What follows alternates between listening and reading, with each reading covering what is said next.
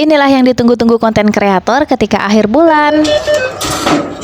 Siang ini rencananya Mbak Nur mau masak tumis kol yang rasanya itu pedes banget dicampuri dengan ikan teri. Sengaja cuci-cuciannya di luar karena pencahayaan di luar ini tuh bagus banget, beda dengan di dalam kamar mandi. Biasanya Mbak Nur kan kalau mau nyuci-nyuci sayur itu di dalam kamar mandi, tapi berhubung pencahayaan di kamar mandi itu rada buram, apalagi HP Mbak Nur ini HP kentang ya, jadi kalau untuk nge-record di tempat yang buram itu malah tambah buram dan gak jelas. Cuci-cucian sayurnya udah selesai, lanjut aja Mbak Nur mau siap-siap buat masak. Untuk bumbuannya seperti cabai, bawang merah dan juga bawang putih, langsung aja Mbak Nur blender untuk menghemat waktu. Lagian juga sekarang itu udah siang. Sementara untuk bawang merah bawang putihnya diiris-iris, yang tadi di blender itu cuma cabai dan juga tomat. Setelah itu ditumis hingga benar-benar matang. Karena ikan terinya tidak digoreng, jadi langsung aja dimasukkan berbarengan dengan irisan bawang merah bawang putih. Setelahnya matang baru dimasukkan gilingan cabai rawit dan juga tomat. Ditunggu sebelahnya di sini Mbak Nur mau goreng tahu dan juga ikan tongkol. Bukan ikan tongkol, deng. Ini tuh jenis ikan kembung dan juga ikan apa ya, sarden kalau nggak salah. Nah, ini tuh ternyata cabenya udah matang, langsung aja Mbak Nur masukkan irisan. Selain dibikin sop ataupun bening, kol kalau dibikin tumisan seperti ini tuh rasanya enak banget. Apalagi kita itu suka makan pedes, jadi rasanya itu